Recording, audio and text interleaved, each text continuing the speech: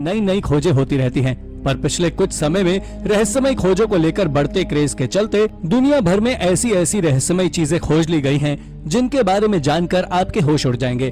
तो चलिए जानते हैं इन्हीं रहस्यमय खोजों के बारे में हमारी इस वीडियो के जरिए। Number 10, shabti box.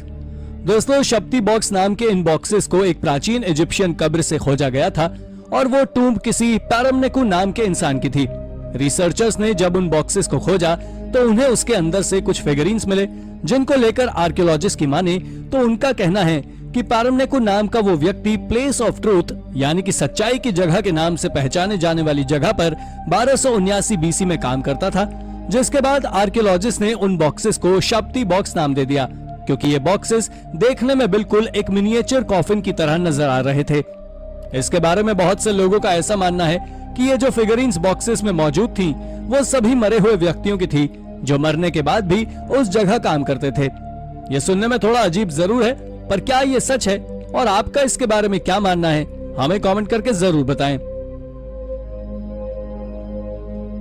Number 9, Michael Angelo secret room.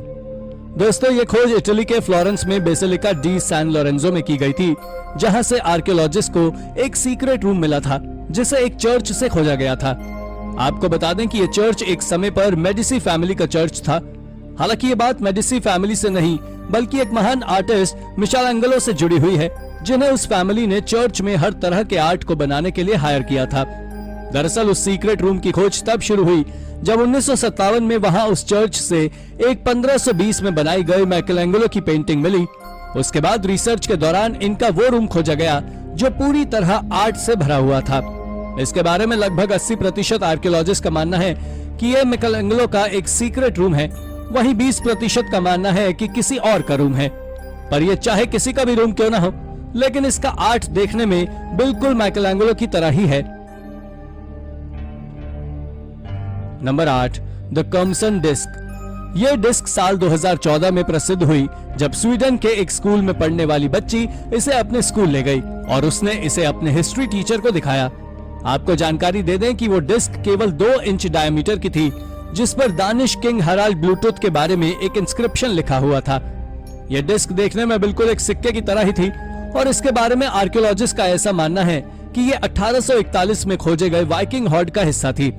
लेकिन वर्ल्ड वॉर 2 के दौरान वो हॉर्ड चोरी हो गया और साल 2014 में इसका एक छोटा सा हिस्सा उस डिस्क के रूप में देखने को मिला, जो सच में एक गजब की खोज थी।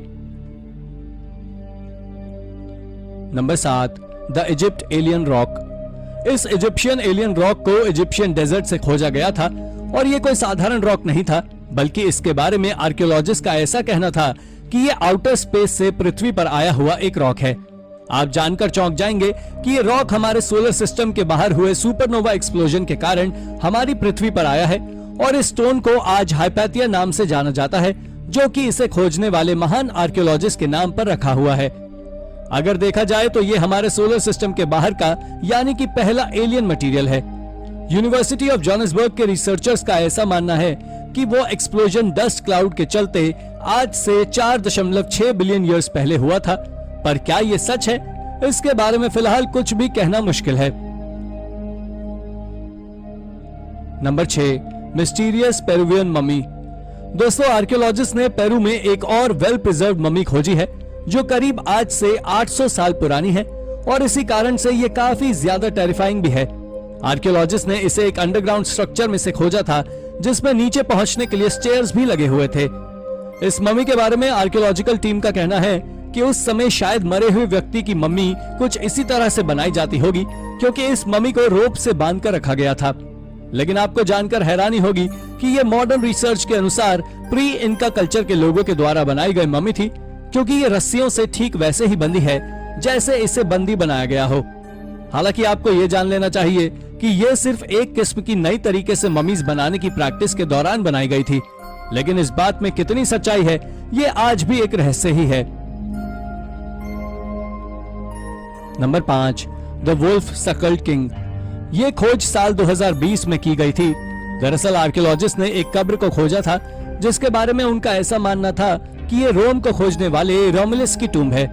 आपको बता दें कि ये टूम्ब काफी ज्यादा पुरानी है, जिसे रोम से खोजा गया था।